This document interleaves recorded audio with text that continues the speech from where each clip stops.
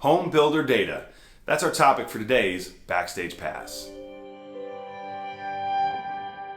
Well, good morning. Stocks are a mixed bag so far this morning. The Dow is up, S&P is down right now at the time of recording. Mortgage bonds are down this morning.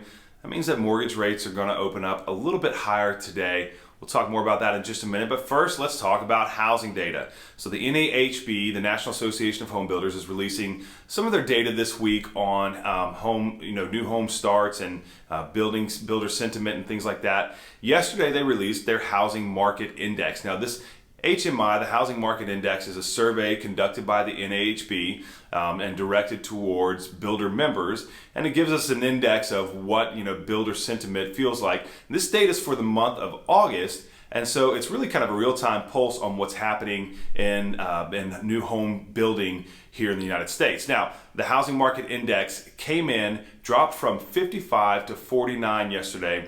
That's the first time that it's been below 50 since May of 2020.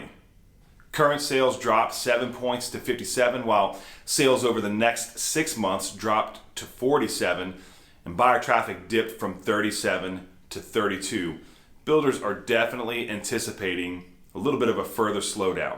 Now, housing starts data came out today, and this is for the month of July, so we're going a month back now. Housing starts were down 153,000, and new home permits, which is a good indicator of future housing starts, that was down by about 22,000. So definitely a little bit of a slowdown on housing starts and housing permits. But the question is there a silver lining to some of this? Builders have been facing a huge backlog, and for a few different reasons that we've talked about in the past. Number one, there's a labor shortage. Number two, there's a supply chain disruption and shortages going on. And number three, there have been rising material costs because demand has been so high.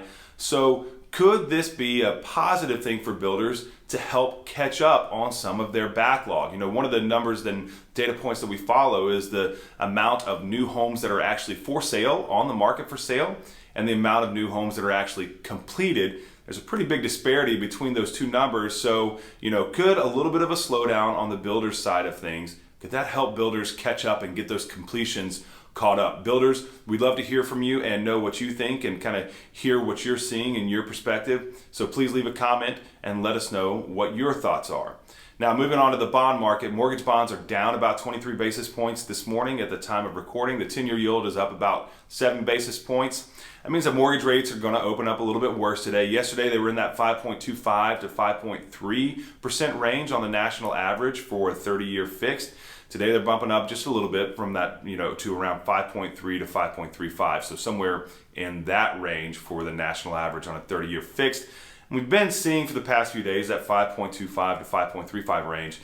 So definitely coming down just a little bit from the past few weeks. That national average is coming down just a little bit, and we hope to see that continue. Now, on the mortgage bond, again, we said the mortgage bonds are down this morning.